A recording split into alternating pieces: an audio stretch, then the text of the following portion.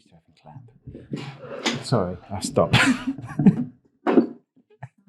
You know what to do anyway, don't you? You're a pro. You're a pro. You're a podcast pro. Podcast pro.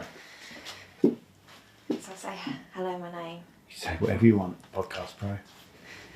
Hello, Rachel from Leaps and Bounces Tutoring.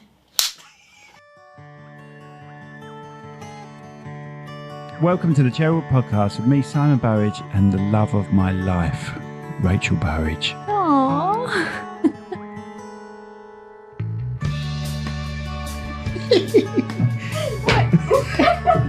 Forward a bit more. And then it will hover. There you are. See? That's hover. Yeah. I'm a master at it now. Oh, look, left the tape out. That's it. Hello, Rachel. Take my backup Rachel's back. I know. My backup Rachel. I'm glad to see you. But this time we're here for you, Rachel. So tell me before that falls off. What do you reckon? I suppose she didn't actually get to choose last time, did she? No, she didn't. It fell off of John Carlo, though, didn't it? I can't remember. I think it fell off the wall. It messes everyone's conversation up. So look at the state of it now. Let's put that. Right, you did put on your tape for me. I did. Got new tape. Put a bit of new tape. Have a good think You about should feel it. privileged. Can you give us the time? Can you give us the time or The time? how long before it falls off? Oh, okay. I thought you meant what time was it? I reckon New tape as well. 15 minutes, Yeah. 35 seconds. Okay. Okay. All right then. From So now? Yeah. from now, well, we don't say what time it is because we like people to think we've recorded this 2 seconds ago before they've watched it. But it's just gone the hour. It doesn't matter what hour that is, and 2 minutes. So we're going to say 17 minutes on that hour. 17. 70 minutes, 35. Rachel's working it all out. Today's sponsors are Angelo's Interiors, specialising in kitchens, bedrooms and bathrooms. Go and visit their showroom today in Gillingham. Their web address is angelosinteriors.com. De Medici Associates, chartered structural and civil engineers. Based in the UK with a worldwide reach. Visit their website on demediciassociates.com. That's all right, I can provide you with some maths lessons if you need it. Nice roll into. So you're Rachel. Hello, Rachel Hello. Kerridge and Rachel Burridge, just to confuse things. Yeah. Rachel Burridge, Rachel Two Kerridge. Rachels. Leaps and Bounces is your company. Yeah, so I run a primary school private tutoring company. So I tutor children in maths and English from age 4 to, I've actually got one who is 13 as well, who I'm doing English with. It's quite new. I've only been doing this since September 2023. And at the moment I'm doing one-to-one tuition in the children's homes, and I do some online as well. But I'm hoping to expand that to small groups as well. Nice. Right, so the ones you do online, Yeah. can they be any? They can obviously be any distance, can they? And are you doing them online because of that? The one that I'm doing online, there's a little bit of a distance. So I'm based in Dartford. She is around here actually, around Rochester way. But she is a child who is home educated. Right. And she's quite shy. So mum felt that she would feel more confident with that sort of barrier, if you like, of the laptop. I have to say I was quite nervous actually. So this is the only one that I'm doing online currently. I was like, I don't know how it's going to work. I don't know if I'll be able to engage with the child in the same way that I usually would. But I think obviously with COVID and things like that, Kids are online quite confident. and online tutoring, I think lots of the platforms that they use now are much better than they used to be. So actually it's working out really well. I still feel like we're engaged and I can still put in interactive activities, even though it's over the screen. Do you do multiple kids on Zoom? Because they can put their hand up on Zoom now, can't they? Yeah. So this is what. Have you never done that before? Through COVID. Yeah. I've put my hand up before, yeah. Yeah. No, it was a new thing. They can put their hand up now. You could do that anyway. I don't think that was on Zoom originally. Then the COVID kicked in. And you was allowed to put your hand up. You know what I mean. I know what you mean. No, I haven't done that yet. So when I first started in September, I was just doing one-to-ones in children's homes, and almost all of the children that I tutor are neurodiverse, so they either have ADHD, ASD, or a combination of both. Some of the pupils also have got a couple who have dyslexia. So when I first started, I think for many of those children, it was better to be in their home environment and have the parent around. I can't remember what the question was that you asked me. It was multiple kids. Oh, yeah. So I haven't done groups yet. I haven't even done groups online yet. But that's the next thing that I would like to do. So having groups online and groups in person as well. Perfect. So, yeah, at the moment it's very much one-to-one. I've got some siblings, actually. That's 2-to-1. And that's a phonics group. And that works out really well.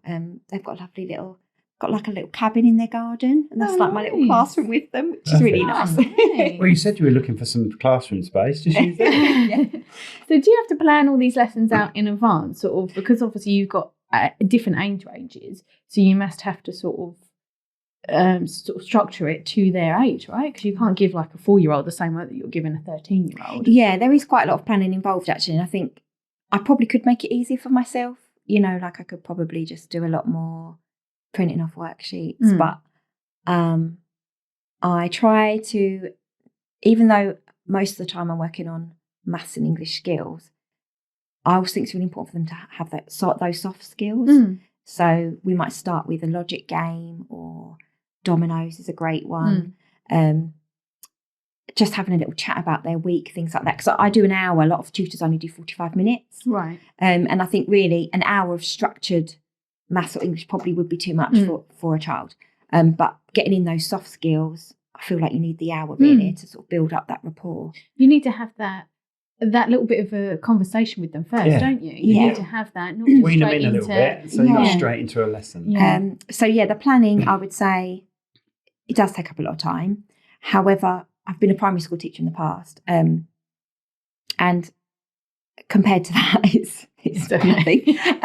But also because I personalise each session for each child is actually really nice. Like I enjoy the process of planning for them, and it does come it's more of a fluid process than it did when I was teaching in a primary school, because I can be driving along and I think, oh, so-and-so, I bet he'd like to do such and such. So it's a lot more fluid. But I have sort of one day of the week where I'm purely planning, doing admin. And then I probably do a few hours every other weekend just to kind of top it up. And there are some things that I can repeat with certain ages. certain children. Especially as with this job, I feel it's more about stage than age. So there are things actually that you can do with a 4-year-old that you might adapt for an older child to keep their interest. But yeah, there is some repeating that I can do. Brilliant. Yeah. Do you enjoy it? Do you enjoy teaching children and sort of giving them the knowledge and thinking and seeing them progress and thinking, you didn't know that a few weeks ago, now you do, and it gives you a little bit of warm feeling. It does. Like, oh, it really does. And obviously, you guys knew when I first started this, I didn't really have any expectations of, and I was thinking, I don't want to run my own business. I just want a little something on the side. And I think I'm already at the point where I'm like, no, I'm really loving this. I love the flexibility. I love how I can personalise to each child.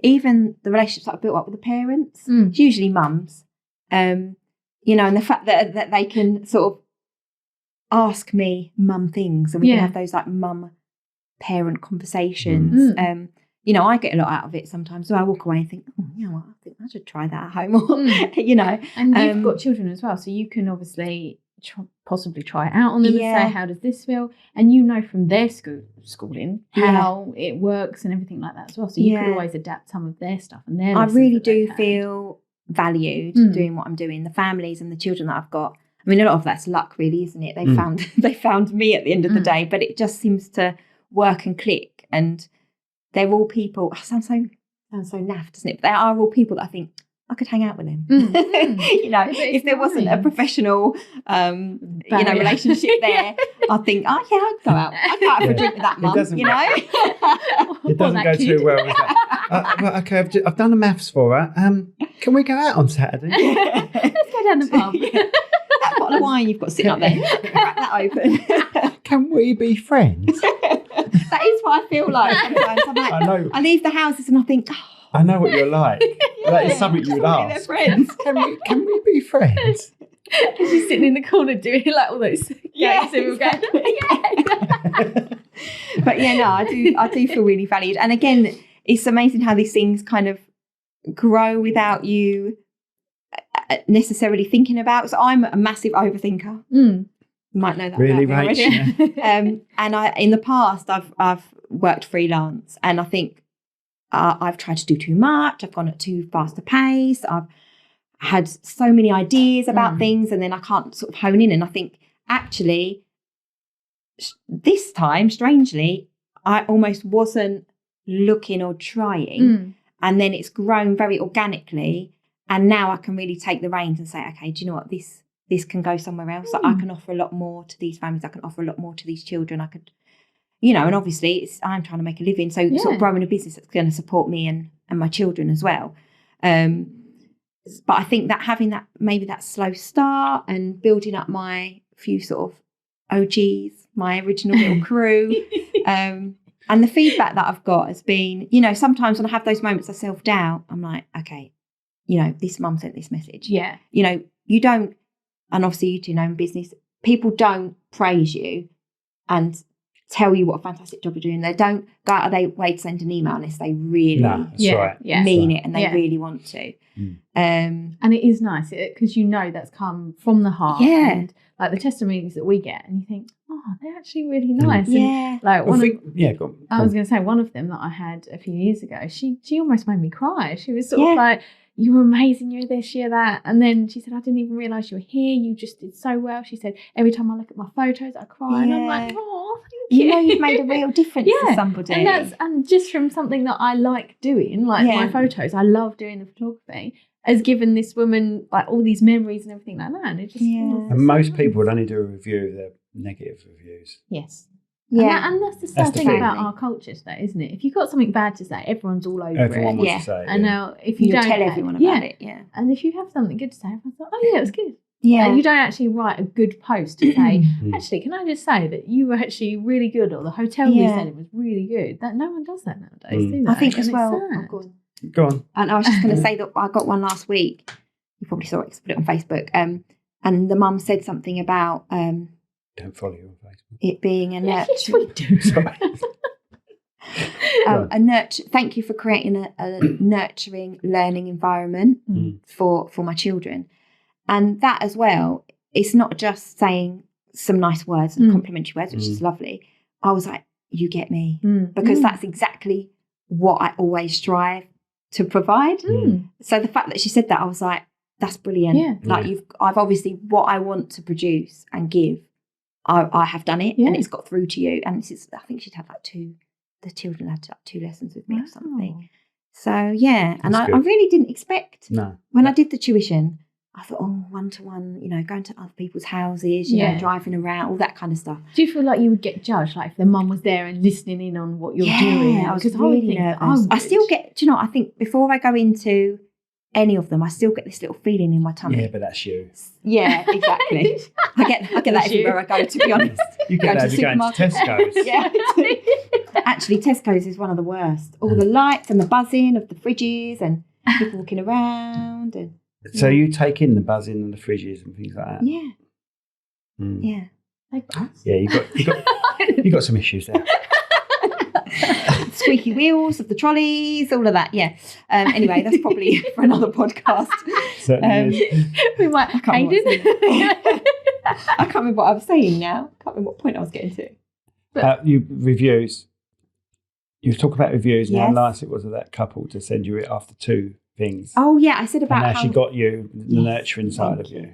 Yeah, that the whole thought of going place to place and in people's houses, and like you say, like the parents kind of stand there and like judge me, and I really thought, oh, it'll be something, maybe I'll try it and see. I didn't realise how much I would get from it and how much I would enjoy it and how much I feel like, oh, I'm actually quite good at this. can do this. I think it's helpful for the children as well, because I know sometimes their classes are so big and they've got 30 children that they're trying to compete with. And if one person doesn't get it and the rest do, and they try and say, I don't get it, and they're not going to have the confidence to put their hand up and say, I really don't get this, especially at sort of like 6, 7, 8. To say, I need some more help, I need some more help. They'll just sit there and be like, oh, okay, everyone else gets it. I'll just sort of sit here and just not say anything. And then your tutoring obviously really helps with that, because you can, if they don't get it, you can actually say to them, what don't you get? Let's go over it again and again and again until it actually not sinks in, because that sounds rude, until they logically understand this is the process. Well, we've got the time. Exactly. And I think as well, I mean, obviously I'm not going to knock schools. I still work in a school currently as well.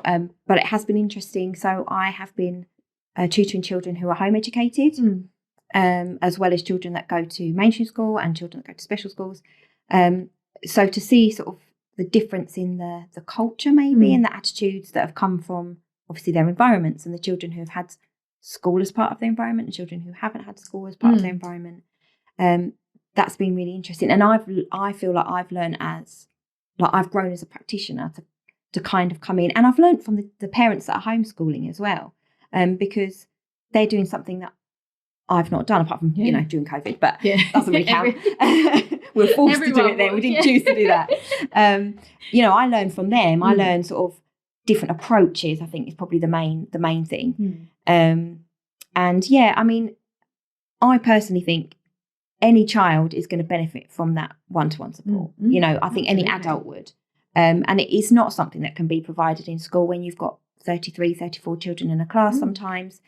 So the children that are in school, I like to think that what I'm doing supplements, what they're already getting.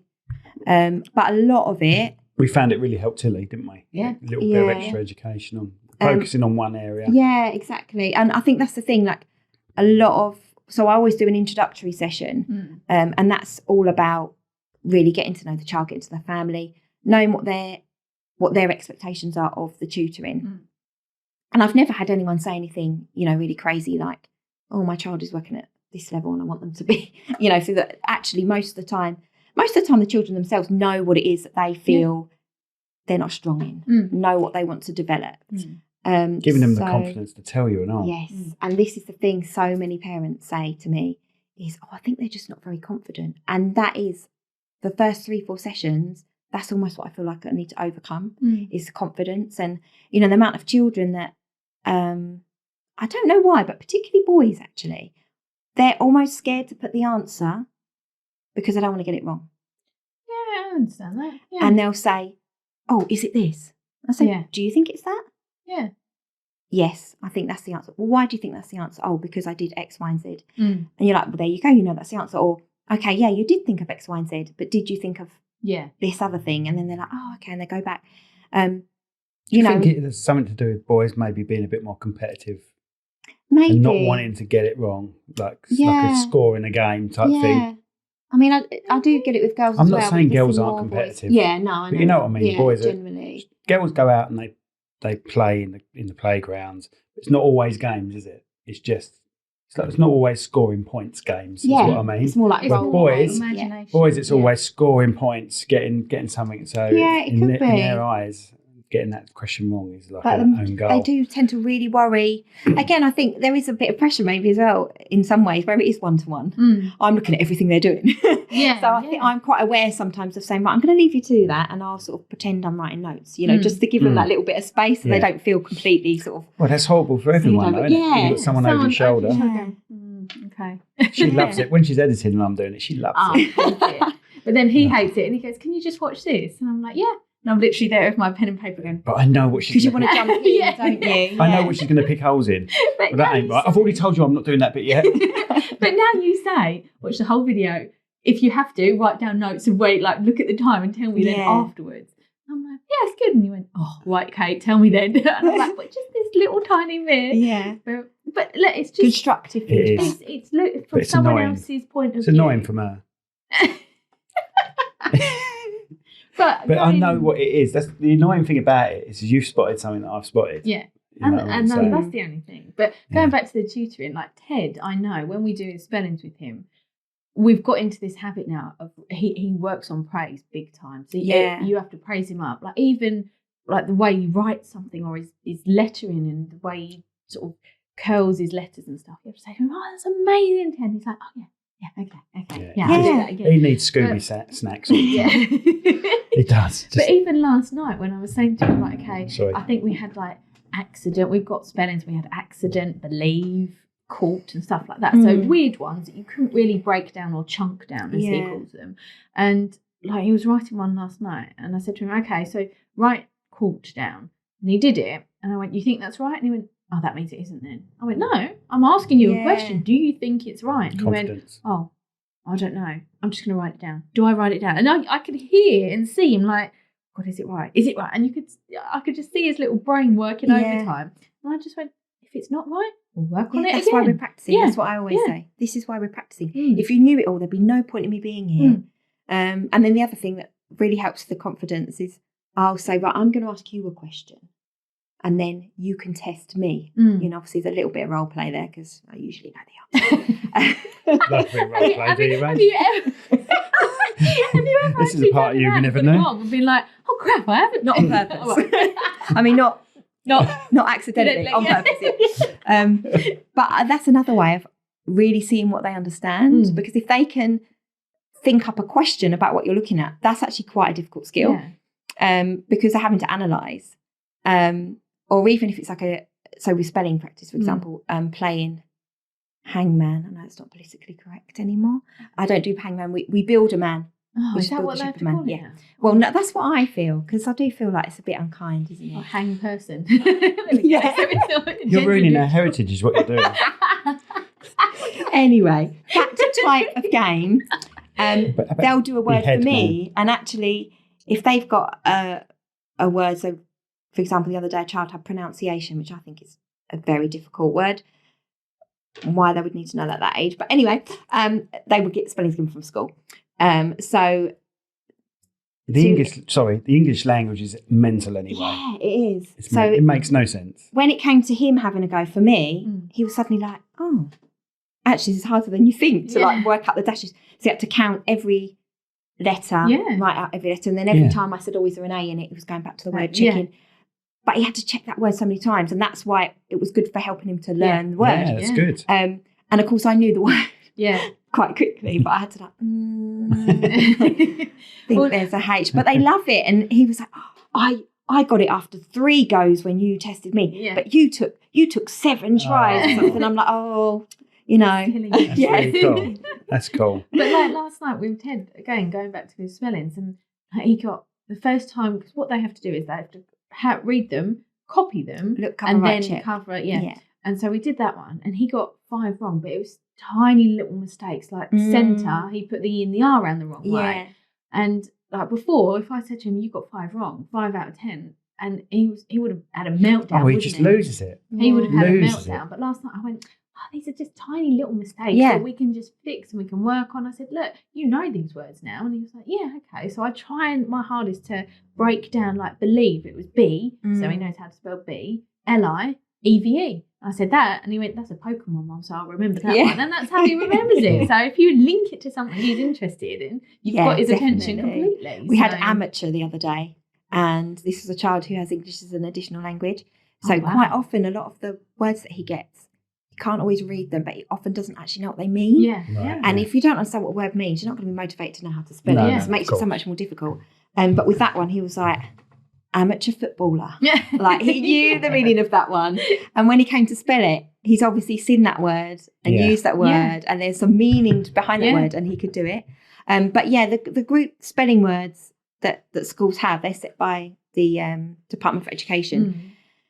And I think one of the problems with it is they're not often anymore grouped with a particular sound, especially once they get beyond phonics. Learning phonics, and they get to Key Stage 2. So you might have, this is all about silent letters, but there could be a silent W in one, a silent H in another, and I think that makes it a lot more difficult if you've got a spelling pattern to follow. And even if it's like topic words, you know, if they've got that theme, I think that makes it easier, and I think it can be a lot harder when they just seem quite random. But like Ted's this week was something like accident, believe, then it was breathe and breath. There was, like I said, there was no pattern to it that I thought, okay, well, like it was before we've had sort of, like you say, the silent letters or the chs or the shons, TION at the end. And you can say, right, this is all about this. And there was one week, I think it was when I was in hospital, and you brought him down and we did it in hospital. And you said, right, if you know the last 4 letters, just learn the rest of the words, because everyone now has this in front of it at the end. Sorry, it's just it turns into a 4-letter word spelling test. It's easy. Yeah. The brain loves patterns, so they try and pick up. When you're looking at something or you need to learn something, your brain will instantly try and make patterns. So if you can do that as easily as possible, then that's it's going to benefit them. So What's your view on joined up handwriting? I was just about to ask that question. Help me. Okay, so. It stresses me out how schools make too much of a meal of it. In my opinion, if you can understand it and it's reasonably neat, that's good enough. Handwriting to me, or writing is a form of communication. So if you're able to communicate your message, then, and it's legible, as you say, like you can read it, then what difference does it make? I know. Especially in this day and age. When you're not even going to be writing much. Yeah, actually typing skills is probably more important. 100%. However, if your child is at a school and they're working with the national curriculum. That's in it. Yeah, when it gets to year 6, for them to get above expected, they have to be able to prove and show that the child uses cursive writing. To be perfectly honest, I've had children, I trained in year 6, who chose not to join up their handwriting in their English books when they were doing a long piece of writing. But if they had a handwriting book that you could take also with you, you could show they're capable of doing it. Because I've said to teachers in the past, if my son or my daughter hands in a bit of writing and it's completely correct, marks, ticks every point that you want her to make, you want them to make, and then he or she hands in the same bit of writing but it's not joined up, are you actually going to mark it differently because it's not joined up? She said no. Ted really tries hard in English, bless him, and like his T's now look like A's because they've taught him to join from the T up, go down and across, and they look like A's. So I have to say to him sometimes, it's a bit weird, isn't it? Do it properly. We worry about them losing. It's a sort of worrying about them losing a skill in a way. Yeah, handwriting is a skill. Yet we stopped typewriting lessons. Yeah, didn't we? And in theory, typewriting lessons probably now are more important. Yeah. Because they used to teach them to do freehand. What's it called? Touch typing. Yeah. I my mum can do that. Like writing. I did a calligraphy course when I was at school, but I still do it now in cars and things like that. So I do still feel like there's an art to it. However, I think if that's causing a barrier to the child, break the barrier. Then why are we doing it? Take the barrier away. What upsets me is if that kid's got to do it in joined up handwriting and you can't understand that writing, yet you can understand the writing when he doesn't join it up. Let the kid just do the writing. Yeah, it does demotivate them as well. Especially, I know children who have got really curly, fancy writing because they felt that that's what they have to do. Yeah. They can't read it back themselves. Exactly. Well, and when they get to secondary school, they don't care anyway. Exactly. And I've got mum friends that have said in year 6, they said, right, okay, do you want them to do this test in handwriting, joined up handwriting? No, don't worry about it. And again, going back to your point about if they've got a handwriting book, that's fine. So why add extra stress to these little people's lives when, yes, it's on the curriculum, they can do it, brilliant. If they can't or they really struggle. In theory, they'd be better off with a calligraphy class.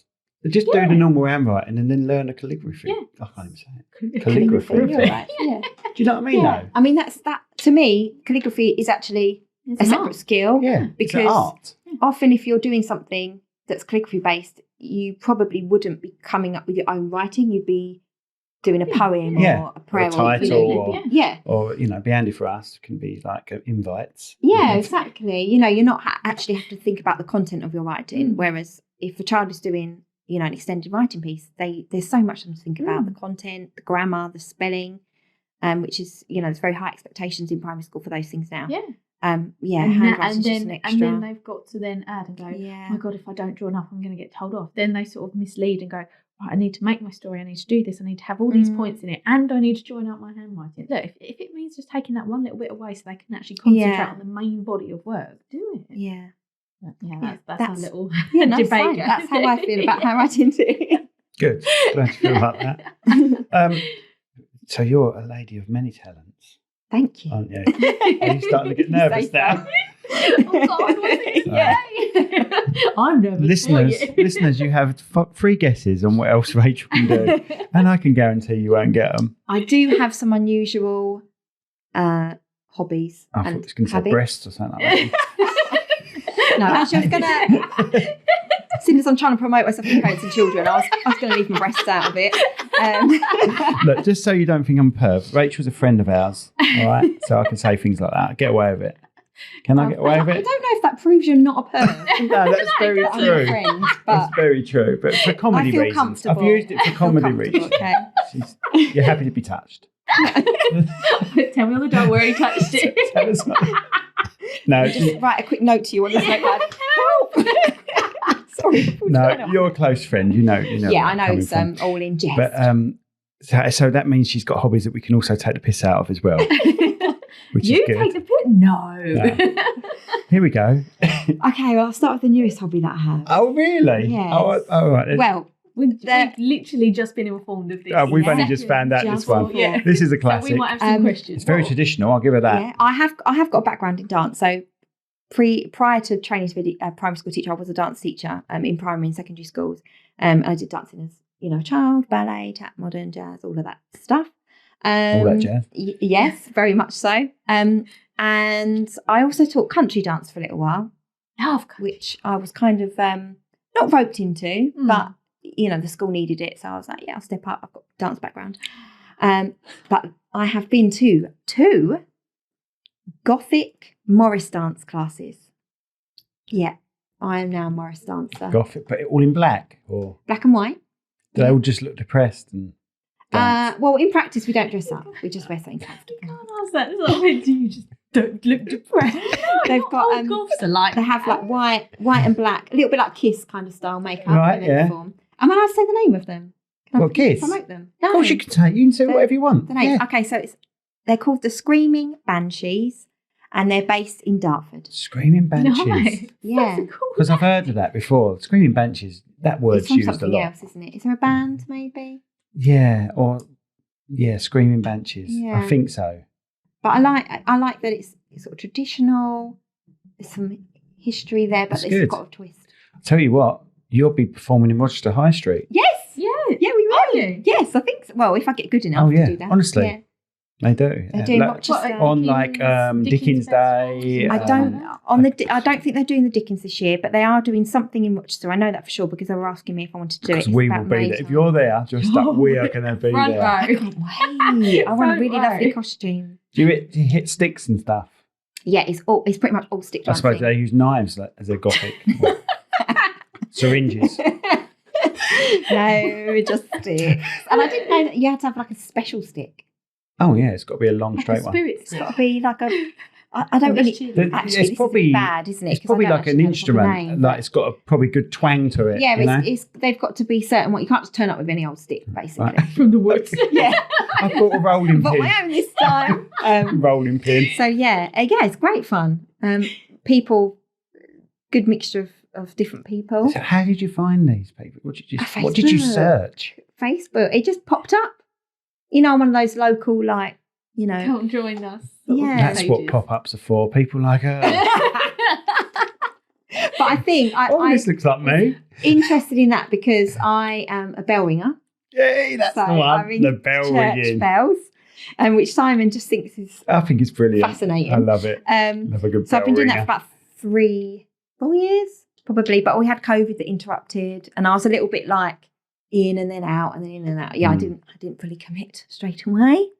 So with all these things, you go on your own, or you have people that you go Well, bell ringing would be a bit hard by yourself. Yeah, no, as in like you don't go with someone. You go there and then make friends. I see what she's on about. She's like, you didn't ring a mate up and go, will you come with me to this Morris dancing? No, I haven't. Although I do think I probably have got a few friends that probably try the Morris dancing. That's the weird thing about you. You would right? quite. You go into Tesco's, you talk about the fridges buzzing, everything going on at the shopping trolleys, then you rock up by yourself to the weirdest Morris dancing group I've ever heard of. Do you know what though? I think sometimes going to something. I feel like I'm unearthing something. Actually, maybe I'm sharing. I'm going to overshare. You're going to cry? No, I won't cry. Okay. You just make better figures. Go on. I'm just thinking. I think in some ways going to something that I know is going to be a bit unusual, I find easier because there's less expectation. Okay.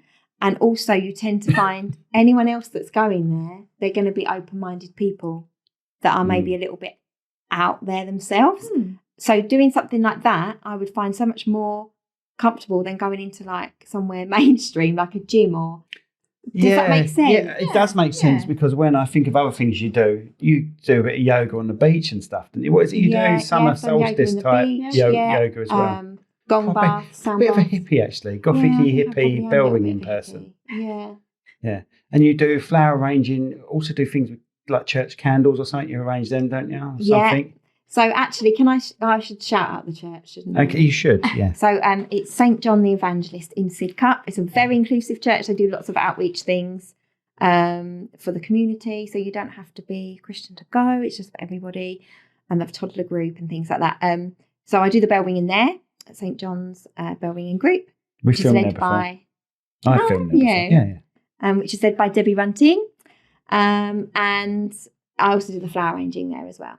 So I've got one of my best friends called Olive Mercer. Hello, Olive. She is the flower arranging coordinator, and she sort of taught me how to do the church flowers as well. Is that something you thought about going into as a business? I imagine that's hard. Flower, I don't imagine it's hard. It's hard. It is. Especially for a wedding day. And you can't control what those flowers are going to be. Yeah. I mean, I'm very much an amateur. I like it as a hobby, but no, it's not something that I would want to do professionally. I think I'd almost kill it a little bit, you know. Well, that's not the word. You can't do that with flowers. I think there would, like you said, there would be so much pressure. There's too much pressure. And making them perfect, and then you would never be happy with them, but yet you still give them over to someone. And, oh God, that would stress me out big time. And also, I'm too busy with the tutoring. I haven't got time, and all these unusual hobbies that I have. So with bell ringing, do you have to be upper bodily fit, if that makes sense? Upper body. Do you have to have upper body strength? Yeah. Upper bodily fit? Not as, you know what? Do you have to have good upper body strength? As much I feel another cup coming on. I don't have very good upper body strength, to be honest. Once you pull the bell off, actually, because they're quite heavy, that they have some momentum. So it's more about control and rhythm than strength. Yeah. We have found, or I've found people who, if you've got maybe like mobility issues in your shoulders, I would say that would be a barrier to you My doing shoulder's it. killing me at the moment, actually. So glad I'm not going bell ringing. But imagine hearing bell ring. Yeah. I would say you've got to be overtly strong. I mean, we've had 11-year-olds ring. We've got an 89-year-old guest visitor that I have a genuine question. It has a little bit of comedy. All these questions not been genuine. None of them at all have been genuine so far. You see comedies with bell ringing. Yes. And what do you see? You see them grab the rope. Yeah. Is that possible? It's got to be a very heavy bell to take you up, isn't it? It would have to be... maybe a child, maybe? Yeah, it could happen, but it would be very unlikely because actually your natural instinct would you just let go Let go of it, yeah. And then the bell would probably swing, it'd break the stay, that wouldn't be good, but yeah, you wouldn't be... And you don't go up and down either. You wouldn't be... You know that they show them like going up and down. Oh, that's impossible. Yeah. They just come down and stop. Yeah, exactly. Because I know the bells, obviously. Of course you do. But when you met Rachel's mum a few months ago, or your dad, he immediately knew what the term was for bell ringing. Oh, there's a name for a bell ringer. Yes. Yeah, what is the name of it? No. And you don't know it. Campanology. Who? Campanology. Campanology. Now, you'd think that's got something to do with a VW camper, wouldn't you? Yeah. Hello, Snug Dubs. Yeah, a campanology. Yeah. So Do you know I would where never have said. Where does that would arrive from, that name? Do you know? Any idea? Yeah. Derive. Where did it arrive? Well, just I through feel the like door. you're testing my Yeah, we're English really... skills now. I don't know. I'll look it up. Okay. All right then, thanks. Thank you. Thank you. In fact, that's really unusual of me to have not looked it up already. You know what a word nerd I am. But I don't know. I don't know the origins of So it. in your bell ringing group, how many people are allowed to ring at one time? So we've got 6 bells. So 6 people. But you can get towers with 12 bells in. We usually have more than 6 people in a practice night. And on a Sunday, we basically will ring and then we will stop and then swap over, and someone else will do like a set, if you like. Yeah. And can Do you have ring competition with... nights? Oh my gosh! And it hit the chicken as well. It actually, I heard it hit the chicken. You're the first Did the one. chicken go off? Yeah. You are the first Really? to have the chicken go off. Because chickens love me, don't they? Oh, God. I love chicken. Here we go. Here we go. I did. Nearly It wet works, doesn't it? It's good, isn't it? I nearly wet myself. And was it? Oh no, you're a little bit Really? over. You were a little bit over that one. Oh, you're well over. What did you say? I can't even remember. 15. 15. Oh, you're way over. Yeah. That's nice. That's good, though. Ooh. Oh, I see it. So it didn't make me jump. It usually makes me jump. Really But I made called you it in the corner of my eye just as I looked over. Um, What was we talking about? I've no Competition, bell ringing competitions. And does it get like really rowdy? I imagine they start fighting idea. each It can other. get very competitive. Does it? Yeah. Does it? Well, I've not done anything like that. So do they go to different church bells and do these competitions? Yeah. And then you have things called peals, or like quarter peals.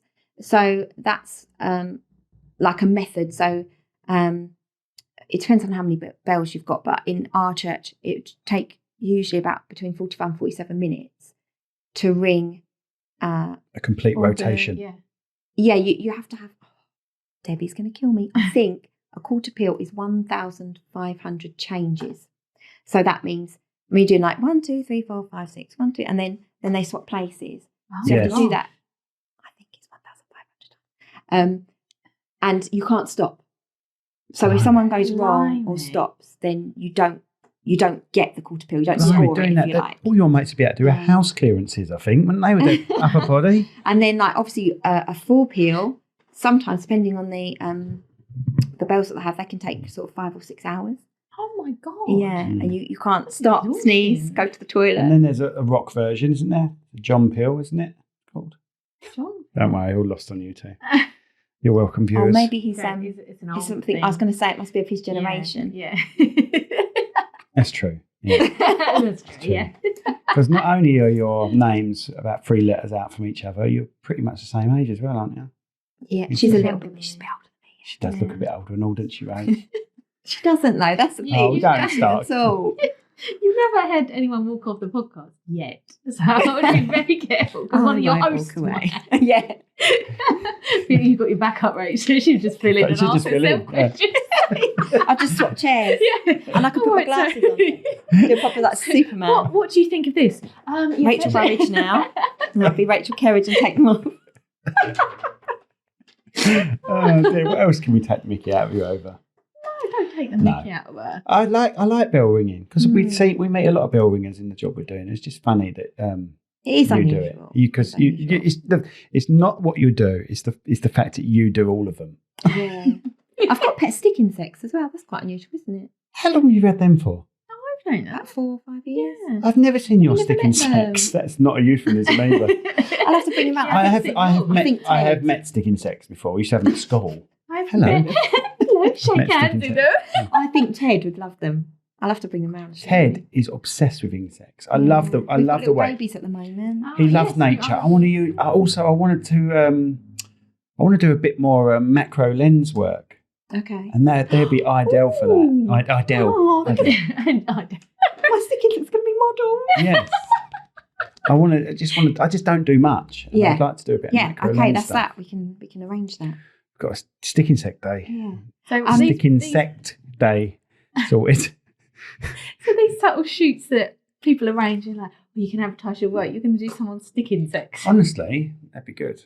Yeah. If you're quite well lit and all that. It's this glass thing, is it? In a Yeah, it's glass, but I could get them out as well on a table. stick something insects, like that. yeah. Yes, stick insects. So, oh, I know what I wanted to ask your listeners, your viewers. Go on then. So as I was saying, I want to expand to doing small groups tuition, probably from like September, and I need a space, a workspace to work from, like a little classroom kind of space. Doesn't need to be that big. I'm in talks. Black shiny table, white walls. This would be perfect.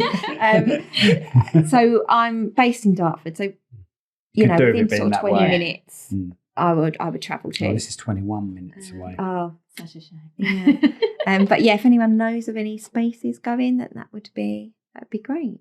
Okay, very good. So how can people find you or your tuition She's here. information?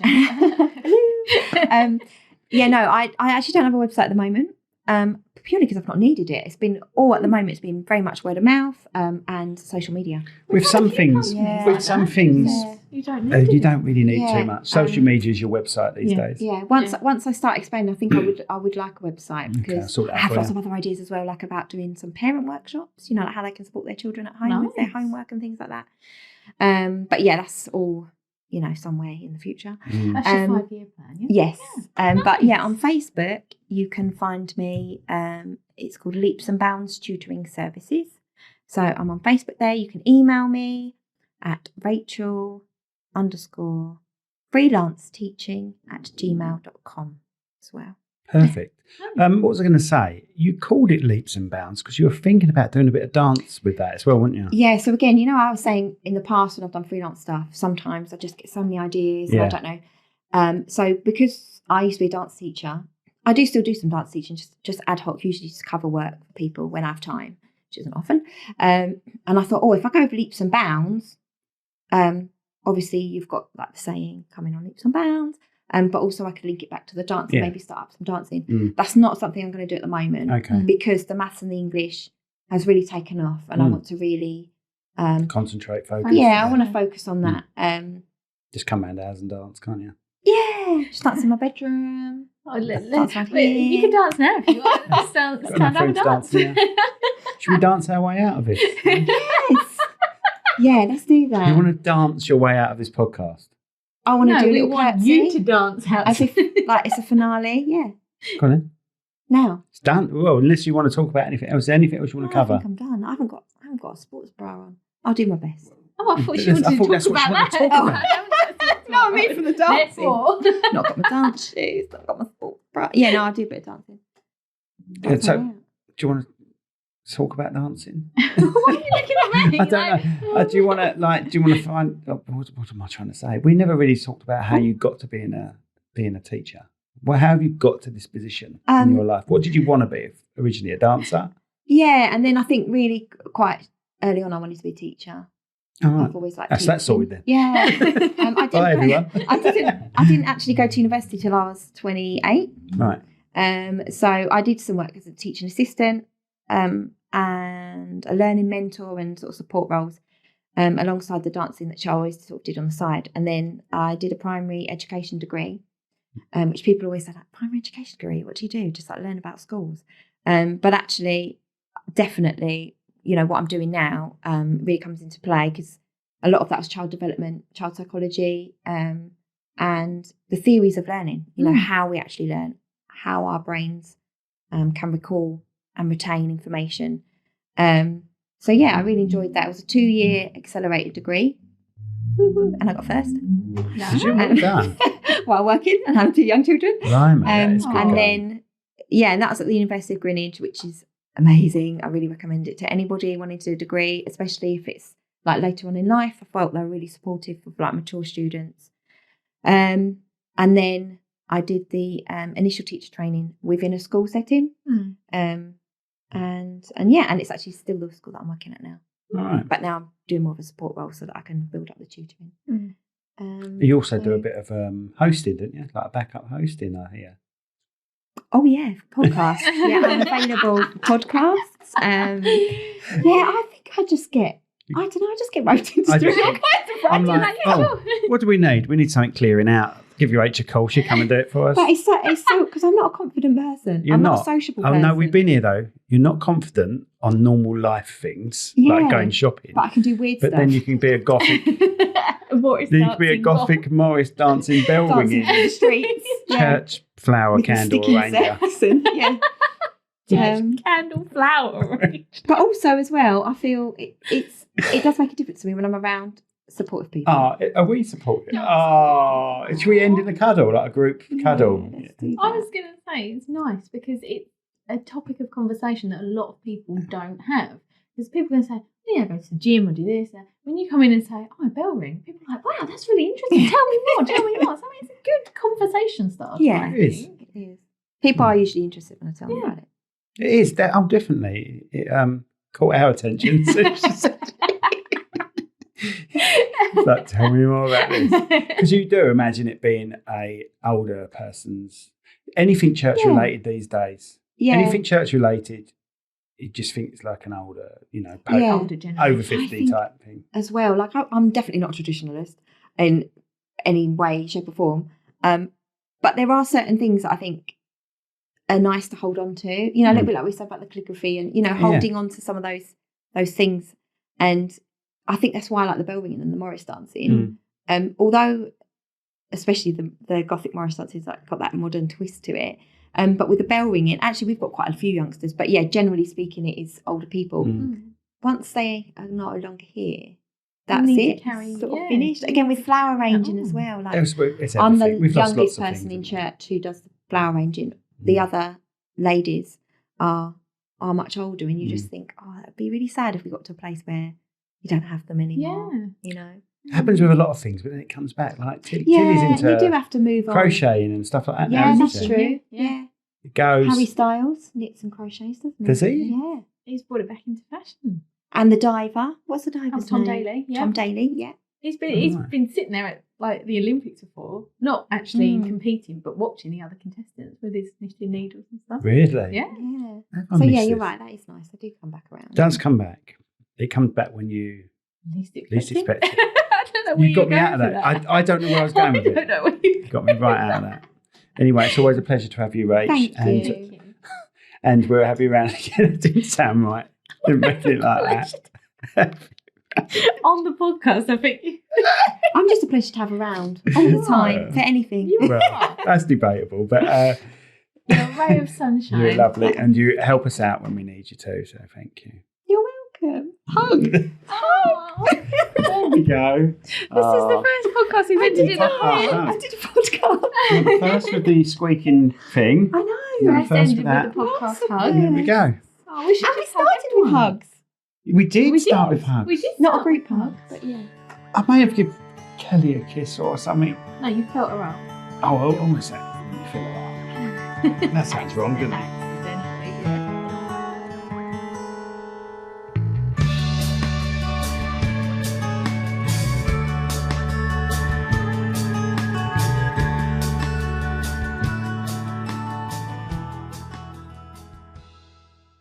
This podcast has been brought to you by Snugdubs Camper Van Hire.